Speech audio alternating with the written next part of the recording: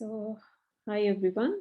This is Sam from AspireMRCOG. So, I thought today that I would, make a video on labor ward prioritization.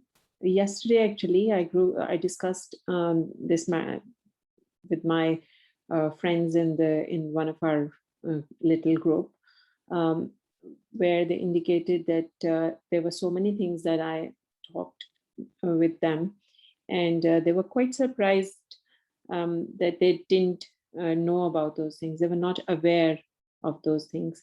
So I decided that I'll try to make a small video, to share with everyone.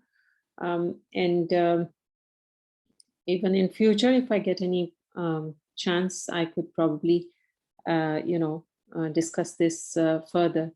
But I hope this will help you in getting things right, really. Okay, so why I've labeled this as why everyone gets it wrong.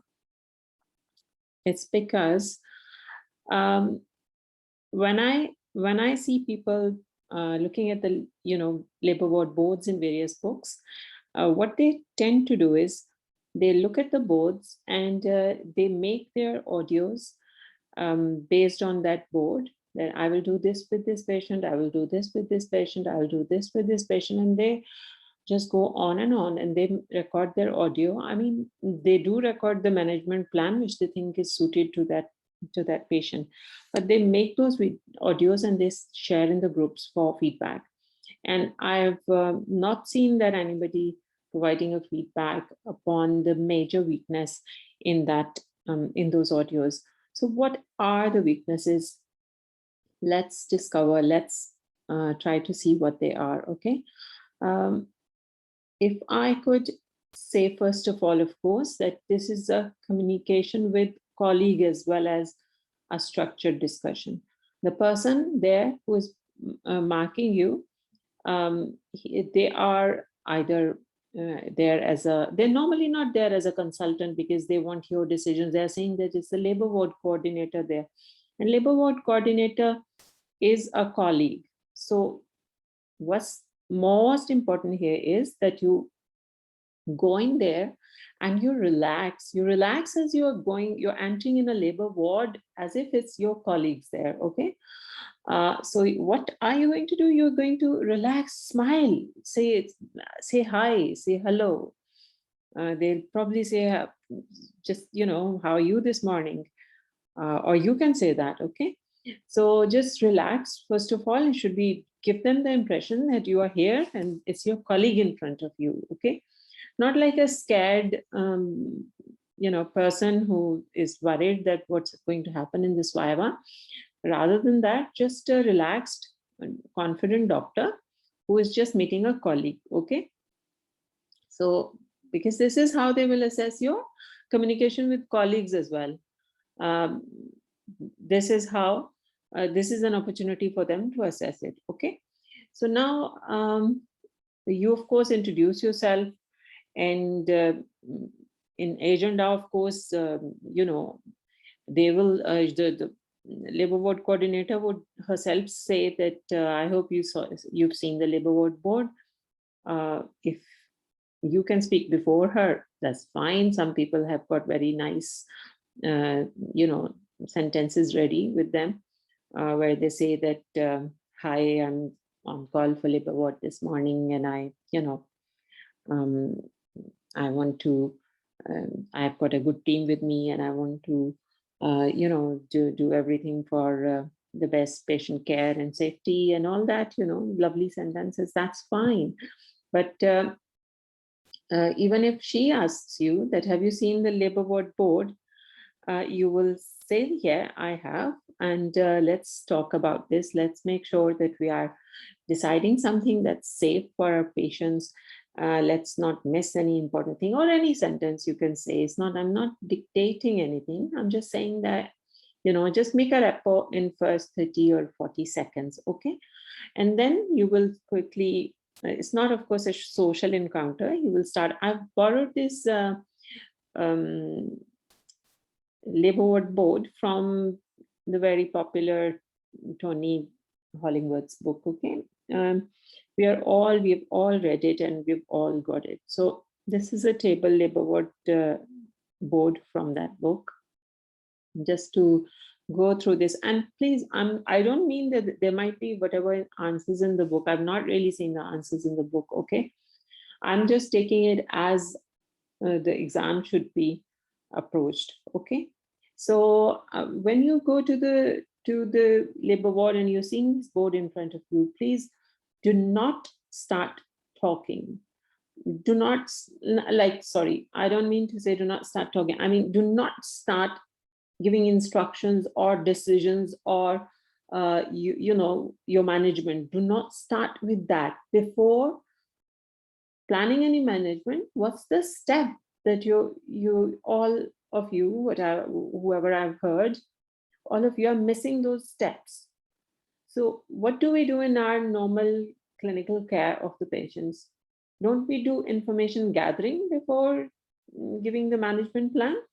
So ask them about these patients. Ask, you know, okay, the board says that this lady, her name is Barnett, she's para 1+1, 32 weeks of gestation, and there is, I haven't mentioned any like hers. She has an epidural and she is on syntocinon, and she had a section at 2:30, and that was because of preeclampsia.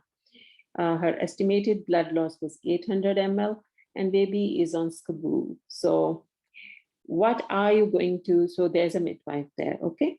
And they told, before this station, they've told you that there is one ST1 and maybe one ST3.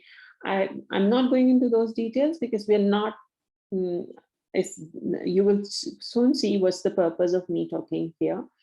They've also told in the information that who are the midwives who can do cannulation and who are the midwives who can do this, you know, suturing or whatever, okay? So they've told you what are they able to do. So just keep those in mind. There will be, that information will be in front of you when you're doing the station, okay? The coordinator, you can click it open in front of you and you can keep having a look at it. There's no harm in doing that, okay? You can still have the examiner or the coordinator in front of you on a side and keep looking at the board and everything, yeah?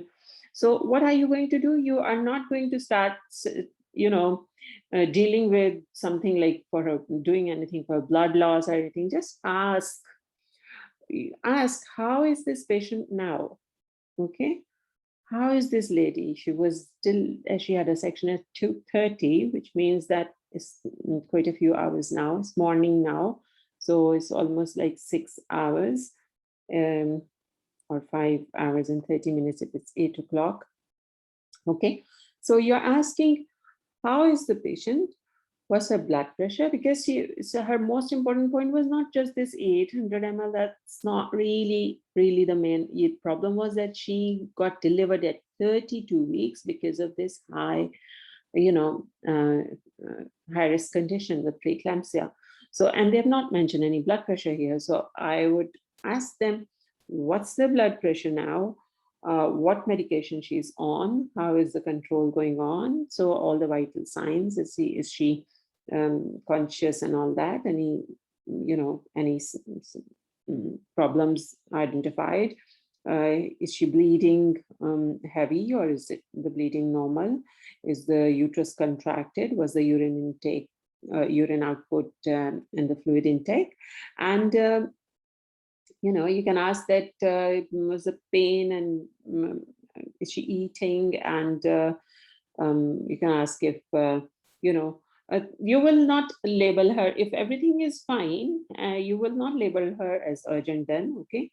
She will be non-urgent unless there are complications. And you know, you can ask, how is the, we'll do follow-up of the baby, we'll find out from the neonatal intensive care how the baby's now, and because it's a 32-weeker, so you know, all that follow-up. So still non-urgent, okay? But don't say all that before you seek information from them, because when you're asking, the coordinator may end up saying that, oh God, this patient, she bled 800 ml at the section, but she has been pouring out since then, and she had bled like 1.5 liters more afterwards. She can say anything. She can say she's totally fine. She can say she's a kind of a evolving disaster. She can say anything. So just act accordingly. Okay, don't just decide everything based on this information that's provided here. Just see what the coordinator has to say, and based on that information only you decide. Okay, so this is what I have to insist, because I don't see anyone doing that. Now you come to room 2, Lawson. She's para 3. So Lawson means these are the surnames of the patients. These are not the first names of the patients. So Mrs. Lawson will say. So Mrs. Lawson, para 3 plus 0. She is term plus 9, and she had passed meconium at some stage, and she has got an epidural in. She was 8 centimeter at 3, and she was transferred in from home. And the community midwife is still with her because she was transferred from home. Okay, so the midwife will come from, because she was probably for home delivery, and something where she passed meconium, so community midwife arranged her transfer to the hospital, and she will stay with her until the delivery.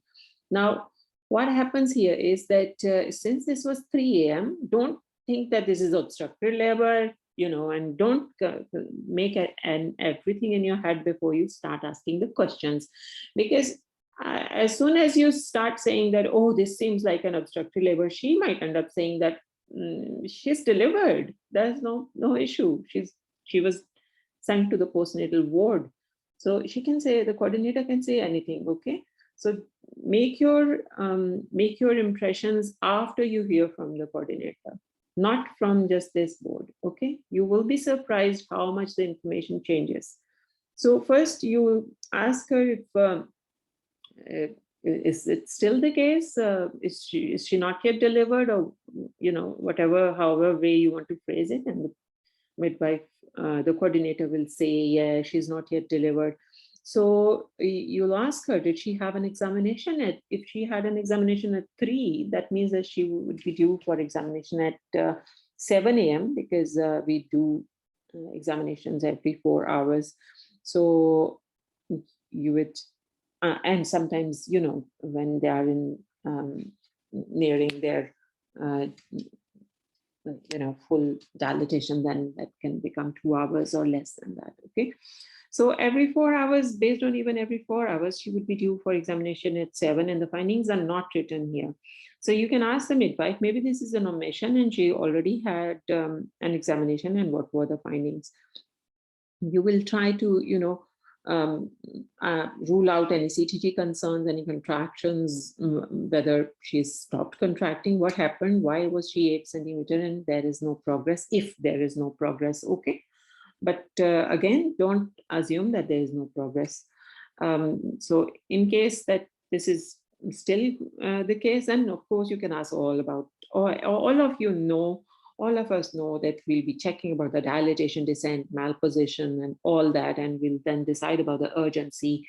We'll try to see whether it's obstructed labor, is she going to theater, or is it something for a rotational delivery, whatever. So that will depend on the findings that the midwife tells you. Okay. We already said that you will ask about CTG concerns, so we'll make sure that the baby is okay. Then we come to the room number 3. This would be TIFU, para 2 plus 0, 39 weeks, intact membranes, no epidural, no syntocinon. She presented at 39 weeks with undiagnosed breech, and she had spontaneous labor and was 4 centimeter this morning at 7:30. And they found that the breech was at spine. So what's happening here? This is undiagnosed breech. So remember in your mind that even if she's delivered and all is well, she will be, to report an incident on her, because undiagnosed breech we report. Okay, so you'll ask as we've been doing here, you will ask the coordinator about her first. You will say, because you'll ask her what's the latest dilatation, what's the descent and fetal heart rate, and if she hadn't said breaches at spine, breach at spine means that it's now visible. If it was higher up, you would probably do an ultrasound scan to see whether, to confirm whether it's breach. But here the breach is already at spine. So, and ultrasound is not required, and she's not suitable for an ECV. And it's safe to offer her category 2 section because she's a priming, okay? But if she doesn't want a section, then if she wants a vaginal breach, then of course escalate it to the consultant, and you will anyway inform the consultant about undiagnosed breach. But of course, if you are not signed off for, which you are unlikely as an ST5 to be signed off for breech delivery, primary breech delivery. But if you are, then well and good. Still, you'll inform your consultant and, agree for vaginal breech delivery for this patient. And other than that, if she agrees for the section, then, if your ST1 is signed off for consenting, then she can or he can consent the patient, okay? This would be an urgent case. If she's not delivered, this would be an urgent case, and probably, number 1 or number 2, depending on what's down here. We'll see what else is coming next. Okay. Now we come to room number 4, para 0 plus 0. So she's primary gravida, 31 weeks, and doctor to see vaginal bleeding and CTG is normal. It doesn't say how much vaginal bleeding, and it doesn't say any vital signs. So don't rush to the conclusion of any major emergency. Just ask about all the vital signs and everything and take it from there, okay? So of course, if if she's bleeding too much, you will of course save IV line, unless it's only spotting, okay? And group and save, cross match. And what will come in your mind next? I think, or I should say the first thing, that where is the placenta? Is she a low placenta? So check any available ultrasound scans and to find out, and if there was no scan done, then plan accordingly. Can somebody put a probe in the labor ward? Their labor ward has got ultrasound machines in most of the hospitals. So can somebody confirm whether placenta is low or what's happening? Before that, even before that, would you want to check all the vitals and feel the tummy of the patient to see if she's got, firm or hard feeling there, showing an abruption, tense and hard uterus. So you see, you do everything as you would do for an abruption, and of course she's 31 weeks. If this is the case, then you will also do the NICU bed availability, cot availability. You will check for the baby, okay? And of course, then if that's the case that she's for delivery, if it's not spotting, if it's bleeding, and if she's destined to be delivered now, then of course steroids and magnesium sulfate for neuroprotection, and GBS prophylaxis and all that if she goes in labor. Okay, so what should we? And of course, you'll also want to find out whether she's a negative blood group and needs any NTD, okay? Now we'll come to the next patient, and make sure the coordinator is happy. She doesn't have any more questions for you.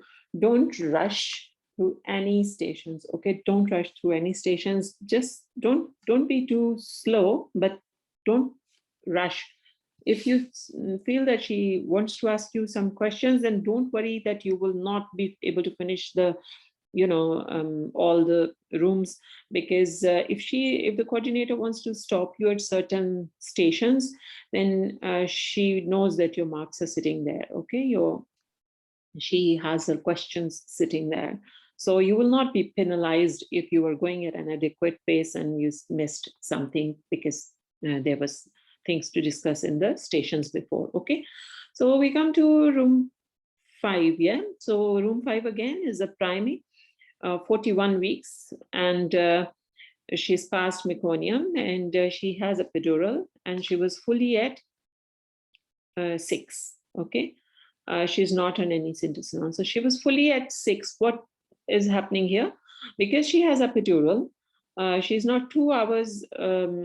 It's not 2 hours since she was fully dilated, which means that for a primary we can give 2 hours, and for epidural we can give additional 1 hour. Okay, so 2 hours of passive stage and an additional hour of active second stage we can give. So we don't have really any concerns here. Okay, we'll just make sure that there is no concern about the fetal well-being. The CTG is normal, and everything is because if there's this meconium here, we would definitely want to know how is the baby doing now. Okay, so we definitely want to find the CTG situation. If everything is fine, then we're not worried. We can treat it as non-urgent, and midwife can review. And because it's a case of meconium, we'll make sure that the pediatrics are informed. Pediatrics are informed in all the deliveries in the labor ward. They attend all the deliveries anyway. But when you see meconium, you make sure you pronounce it, you say that I'll make sure that pediatrics are attending the delivery. And if you can let the coordinator know that although it's only 2 hours now, but if in another 1 hour she doesn't, there are no signs of pushing or anything, then we're happy to give her a hand, means apply instruments. Okay, so we will be happy to go and assess and apply instrument, but we don't rush for just every case. The midwives will assess and they will inform us. We move on to room 6. This is Mrs. Patel, para 1, and she's now term +2, and she is draining clear like and there's no epidural. She is a trial of scar. She's a VBAC. She had her ARM done at 3, and the FBS was done at 6. It was 7.29, and she was 6 centimeters at 6. So ARM was done at 3. Okay, FBS done at 6 means that there were, of course, there were some concerns with the fetal heart. 7.29 is normal levels, so we are not of pH, so we're not worried about this. So when we are not worried, when it's normal, how soon do we repeat this? So we can ask, because we do repeat it in an hour if it's normal. So we're not going to just straight away jump our guns, and we're not going to just say to the coordinator that we need to repeat it. We'll ask, what are the repeat levels? They might have done a repeat. She might have, been fully recovered. If she was at 6 centimeters at 6, she might have progressed. This problem would have settled probably by now, or she might have gone for, suddenly the CTG would have deteriorated. She would have gone for a section. And I know the common question would be that, what if she had gone for a section? Why does the labor ward board say like this? But I'm telling you from experience that they can say that this patient is now delivered. Okay, they can say. They don't assume that whatever's there has not progressed, because labor ward board gets updated as we go, but still it's not like live board. It's still there could be something, can sometimes be missing, and something can be omitted, because if this was such a live board, it would say what was the FBS at 7. Then it doesn't say that. So there's a likelihood that there will be more information with the coordinator, so ask them. Okay, So we'll move to room 7 then. Okay, and before that, don't forget that for room 6, if she's still not delivered, then of course we'll need assessment for her scar tenderness as well. Okay, and there hasn't been any mention of vaginal bleed here, but that is also linked. We'll ask if there was any bleeding or any scar tenderness, or we'll go and examine if required, if there are some indicators to do that. Okay. Then room 7, we said, so they say that she's a para 2+0 and she's 14 weeks with intact members. She's here for cervical cerclage. So normally the cervical cerclage goes to gynae theater, really, but in some places the arrangements are that they will come to the labor ward theater. Labor wards mostly will have an elective list going on. So labor ward has got multiple, operating rooms in the attached theater. So which means that there may be some elective lists going on. Again, in some hospitals, the elective lists go on in the gynae theaters, okay? But in some, the labor ward has got multiple theaters and the elective lists as well, they are done in the labor ward theater. So whatever is the case, if you see this patient here, all you can say is that, okay, so she is here for a cervical cerclage. So I hope we are aware who is doing it. Ask the coordinator, are you aware who is doing it? Is she having it in the labor ward theater? So she will tell you all the information if she has, whatever she tells you, based on that, you will, say that, okay, I think if one of the midwives can inform the relevant team that the patient is here, whatever she says, then respond to that. If she says that no, you have to do it, then of course you will say that, after the emergencies are over, we'll do it. Make sure all those things, that the patient is consented and nil by mouth, and all that WHO checklist and all sorts of things. So then it can come. But most likely you will end up finding out that some other team is aware, and they are, they will come and they'll do it. So depending on that, and you make sure that if it's your team, then what's the role of anesthetist? Does he know that this patient is here and is for theater and all that? Just keep an open mind. If you feel relaxed, you will remember everything that can be said. And if you miss one or two such things, they are not going to penalize you. They're just trying to see that you are calm and in general what's happening here and how do you handle those things. Okay. Now we go to the next room. So Mrs. Alpres, primary gravida, 39 weeks, she's delivered and she's awaiting suturing. So we all know how to handle that. So just, again, don't assume anything. Just ask the midwife, how is she doing? Is everything fine? Is the baby okay? Is the baby with the mother, or, something went wrong and the baby went to neonatal intensive care or something? So just ask, don't say all that, just say, how is the mother? How is the baby?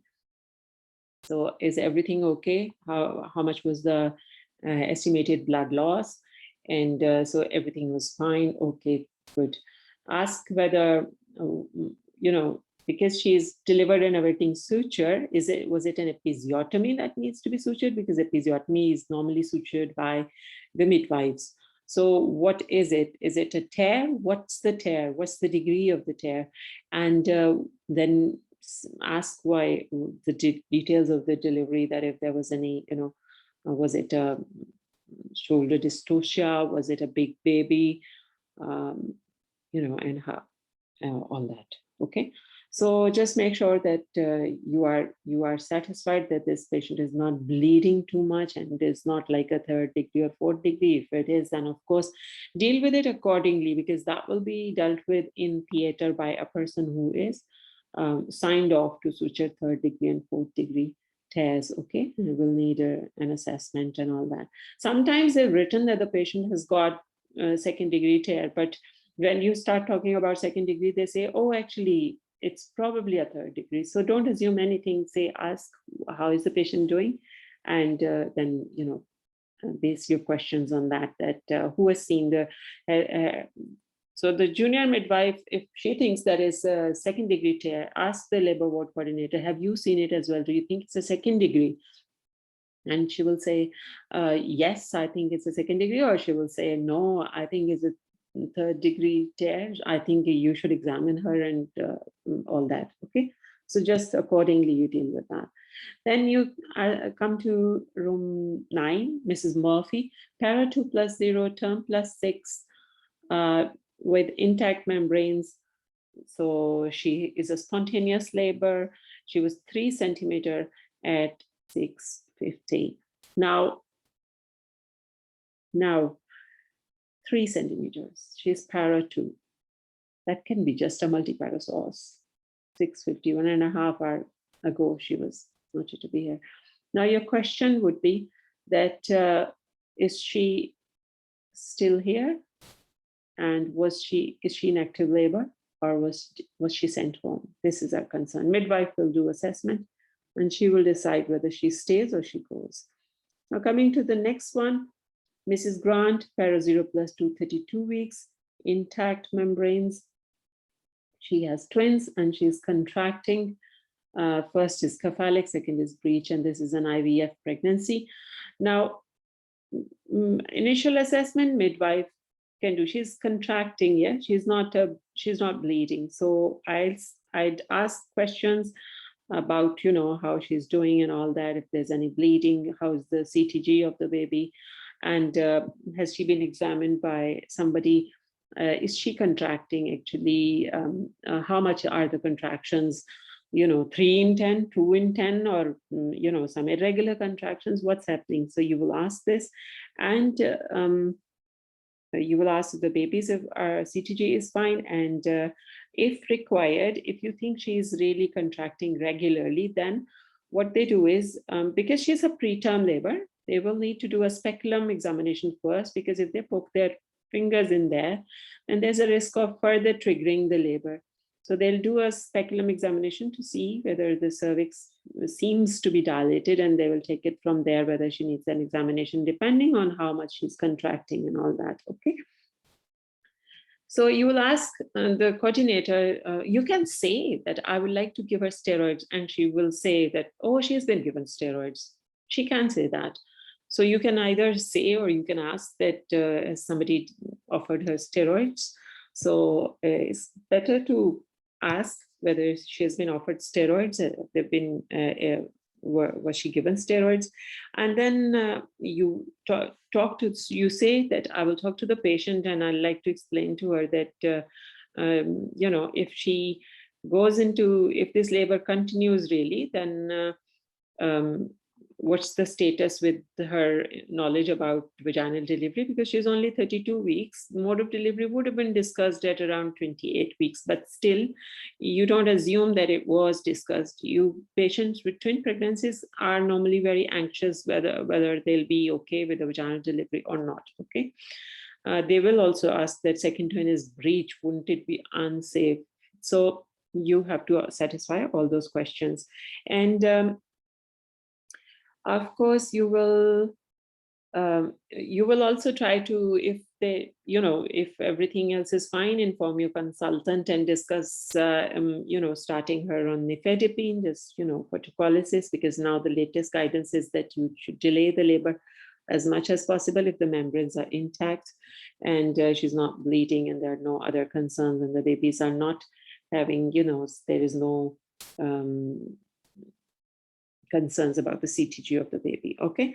So what we're doing here is that if the labor cannot be stopped, then what else will you think you'll be doing here? You will, think of neuroprotection and GBS prophylaxis when she's in labor, okay? And if she's, and of course, talk to Nico about the cot availability, okay? So that's it there, really.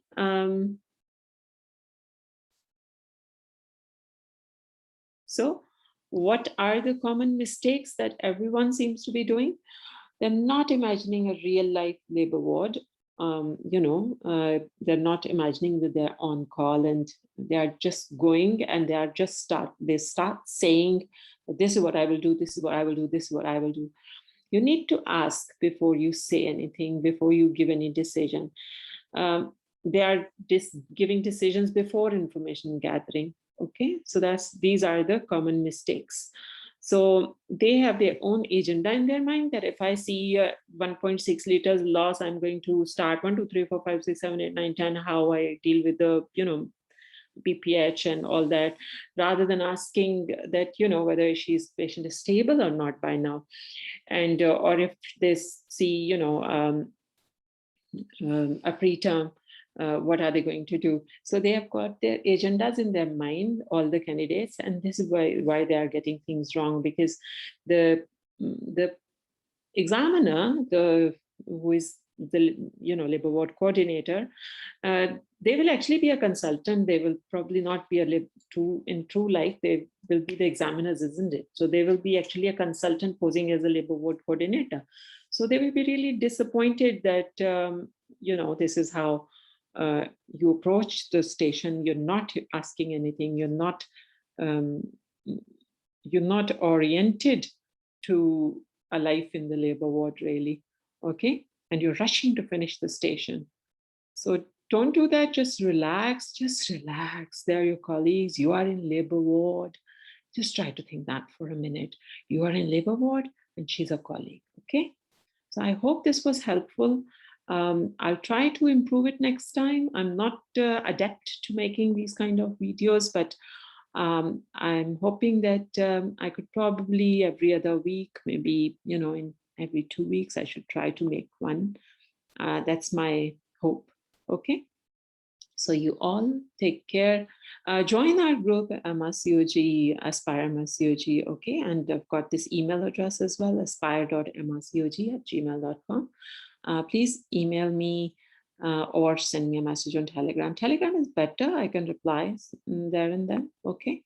I'll be starting some courses as well. So if for those, email would be better. Okay. If you wanted any information on those, because Telegram sometimes there are so many messages that messages can be lost amongst the messages, but I still keep an eye. So good luck to all of you. If I could pass this exam with such a brilliant score of 85%, which I'm saying my own score is brilliant, because I think I'm happy about it, alhamdulillah. And I don't want to shy away from saying that I was very pleased to find the result. And I think all of you can get more than this. If I can get this, you can get more than this. Okay. So good luck with your exam preparation, and you take care. Okay. Bye-bye.